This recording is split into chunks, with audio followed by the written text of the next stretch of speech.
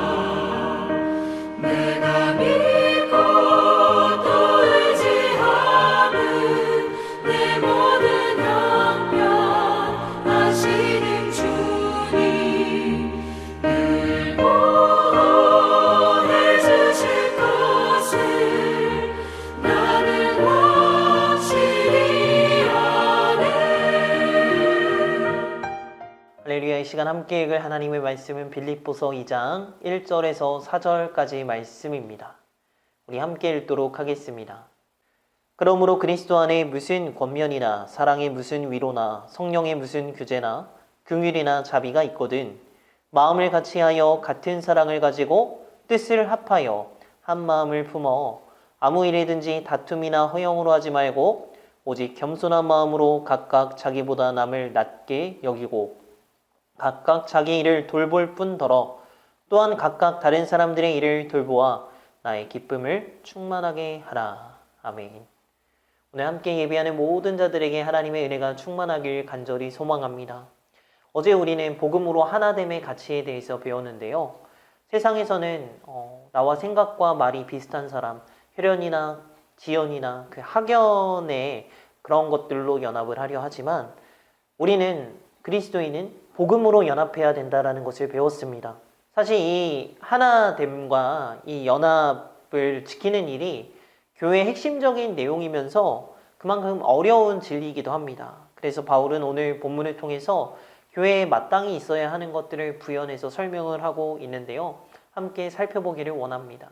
우리 먼저 1절 말씀을 보도록 하겠습니다. 그러므로 그리스도 안에 무슨 권면이나 사랑이 무슨 위로나 성령이 무슨 교제나 긍휼이나 자비가 있거든. 아멘. 1절 말씀에 복음이 넘치는 교회에 이 교회라면 당연히 있어야 되는 것들을 말하고 있는데요. 당연히 이런 것들이 있어야 된다라고 열거를 하고 있습니다. 첫 번째는 뭐가 있어야 되냐면 그리스도 안에서 권면하는 일이 있어야 된다라고 말을 합니다.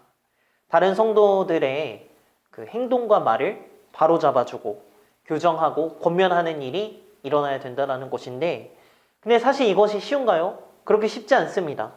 혹시 우리가 다른 성도님들에게 나의 이런 것들을 들었을 때 기분이 어떠신가요? 물론 칭찬이라면 너무 기분이 좋겠지만 칭찬이 아니라면 일단 별로 기분이 좋지 않을 것 같습니다. 근데 더 나쁜 것은 이게 누군가 뒤에서 나에 대해 좋지 않은 말을 하는 것을 내가 듣게 되었을 때 더 기분이 나쁘죠. 우리가 교회에서 누군가에 대해서 하는 말은요, 반드시 사랑으로 그 사람이 주님과 가까워지기를 구하는 마음으로 그 사람 앞에서 해야 되는 것입니다. 바라기는 정말 그렇게만 말하는, 앞에서 정말 그 사람이 세워지기를 바라는 그 귀한 마음으로 권면하고 세워가는 우리 모두가 되기를 간절히 소망합니다. 그리고 두 번째로요, 복음이 넘치는 교회에는 하나님의 사랑으로 하는 위로가 있습니다. 주님의 뜻대로 살아가는데도 우리 삶이 늘 평탄하지 않습니다. 어렵고 힘들죠. 때때로 살아가면서 우리 생각으로는 다 알 수 없는 그런 고난과 시련이 찾아올 때가 있습니다.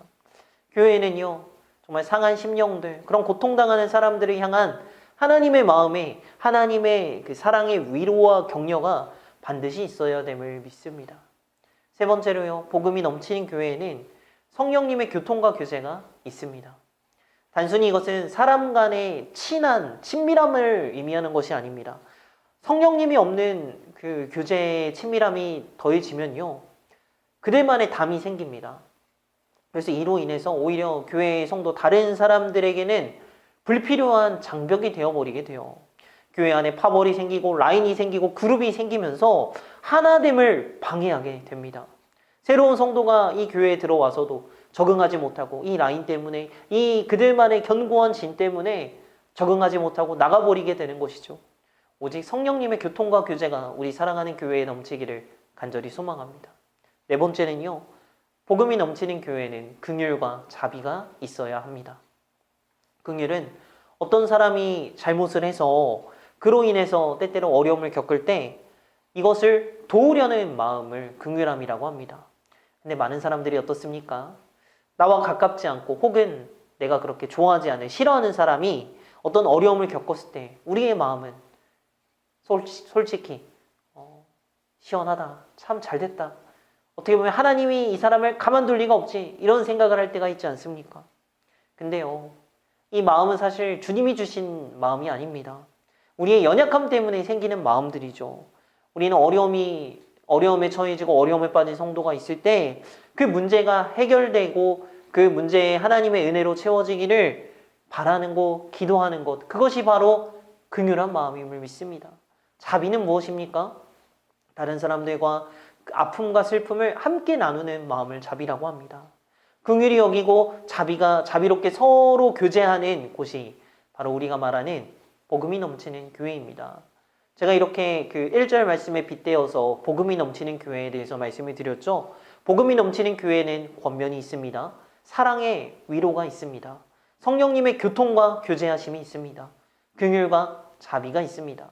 그래서 이런 교회들을 향해서 오늘 바울이 권면하고 있는데요.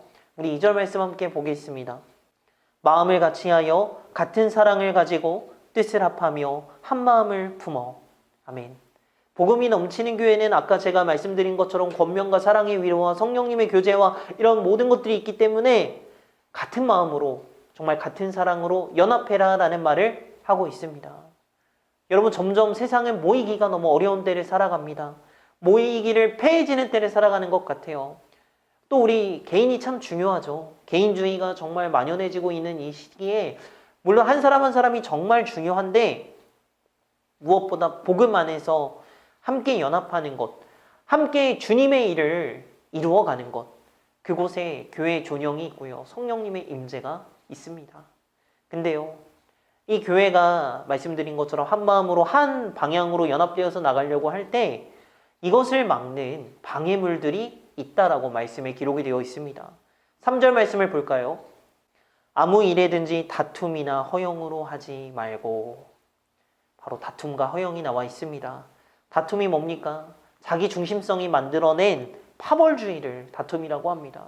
자신과 관계된 것은 소중하게 생각하는데 그래서 모든 기준을 나의 기준으로 생각을 하는 거예요. 그러니까 내 뜻과 다르면 이제 다툼이 생기는 거죠. 나랑 안 맞으니까. 이 사람 나랑 안 맞아. 우리 그렇게 생각하지 않습니까? 허영은 무엇입니까? 내가 무조건 인정받고 내가 우대받기를 원하는 마음을 우리는 허영이라고 합니다. 이것은 나에 대한, 자신에 대한 과대평가, 쉽게 말해서 자기 교만이 있을 때 이 교만으로부터 시작되는 것이 바로 허영입니다. 이 다툼과 허영은 참 교회 안에서의 연합과 성도의 연합을 가로막는 원인입니다.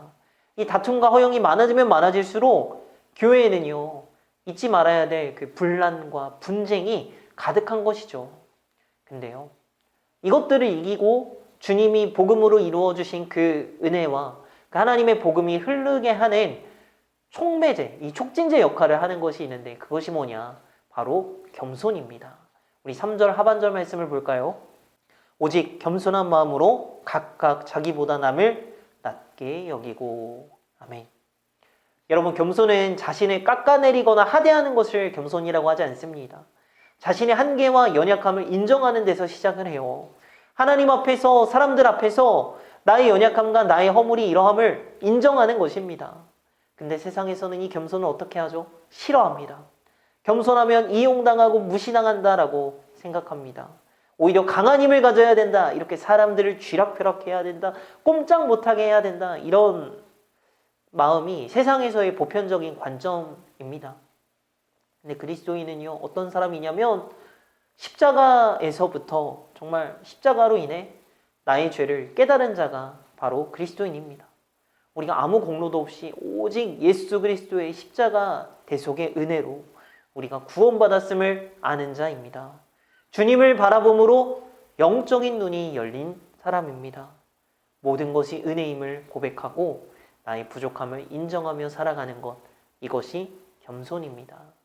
바라기는 우리 안에 사랑으로 연합하는 사랑의 연합이 있기를 소망합니다. 우리 교회 안에 복음이 넘쳐서 정말 그리스도 안에서의 권면과 사랑의 위로와 성령님의 교통하심과 긍휼과 자비가 있기를 소망합니다. 다툼과 허영이 아니라 겸손으로 옷 입기를 소망합니다. 자기보다 남을 낮게 여기고 자신을 돌아볼 뿐만이 아니라 다른 사람을 돌아볼 줄 아는 정말 복음이 흘러나오는 따뜻한 영원교회 모두가 되기를 간절히 소망합니다. 기도하겠습니다. 할렐루야. 우리가 이제는 그리스도 안에서 연합하는 자가 되기를 소망합니다.